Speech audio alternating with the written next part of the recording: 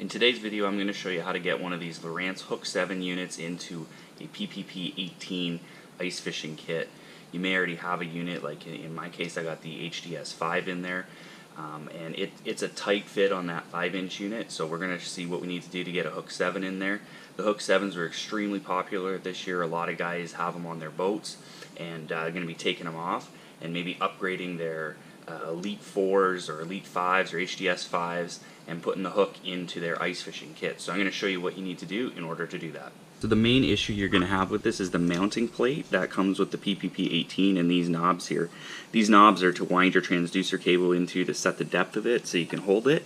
But unfortunately, when you get the Hook 7 bracket, they sit right on top. So you can mount it like this. You could put some spacers in here, put your bolts through, and you'd be good. But the problem with that is the unit sits up so high, it's going to be almost impossible to get the zipper to go up as is. So we don't really want any additional height. Lowrance also put these grooves. I don't know if the camera will pick that up, but there's a bunch of these grooves, and unfortunately they're just not wide enough to slip in here, which would have been a great design. But either way, what we're going to have to do is cut these off. So easiest way to do that is just take a hacksaw and cut off both ends to make it flush here. If you have a rotary tool like a Dremel, that would also make quick work of it. Your other option would be to actually just cut out in here exact same way with a hacksaw, or in this case a rotary tool would be the easiest. One thing I will tell you though is if whatever way you choose to go, this part here is going to be very easy to find a replacement for. So if you do mess it up, this may be the better option. These guys here are going to be very difficult to find. It's not a dealer purchasable accessory. It's something that really only comes with the portable kits. So just make sure you know what you're doing before you do this. I've got this side done. I do need to file it down. I was a little off on my cut there at the end. But basically all you do is you just take your hacksaw, lay your blade flush, and then just start to go. If you have a vise to put this in, it'll be much easier. Okay, so we got those ones off, and again I'll just file down the little bit that's left here. When you get that done, what you'll find is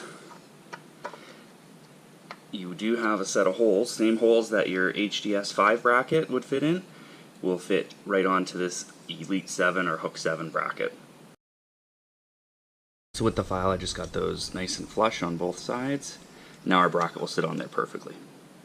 Okay, so next you can take your hardware kit from your PPP18 and attach the bracket to this bracket here. So the hardware kit that comes with it, they're about 3/4 inch bolts. I would recommend getting inch bolts and some new nuts. You know, these are just plastic ones, so it's kind of funny even calling them bolts, but I would recommend doing that. Now, before you tighten them down, there's a couple things to note. This bracket here that comes with the PPP18, there's no front or back, it's 100% reversible.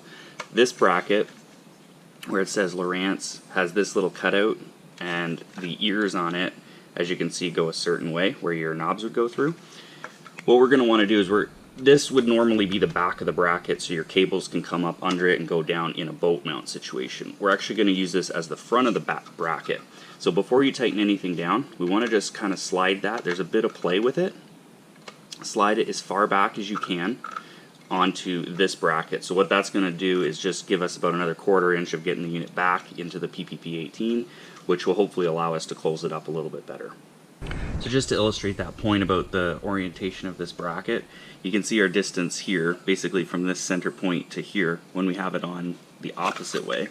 If we flip it around, you can see now we've saved a little bit. It's not much, but it will definitely help in pushing that unit back a little bit into the bracket. So from using this for like a fishing standpoint, the view is very nice, very easy to see. If you just go ahead and leave it tilted like it is, you won't be able to get your zipper done up. It'll kind of push this over. It'll get to it about here. So what you need to do is just loosen off your knobs, rotate it all the way down in the bracket. Just pull up the case, make sure everything's tight. Flip your lid over. Take it down the one side, being really careful with the zippers because they aren't the highest quality. And then come up. You can get to about here. Personally, I wouldn't go any further. I mean, it will go, but just from what I've seen, these zipper qualities can sometimes break. So that's basically what you're looking at, nice and protected in there.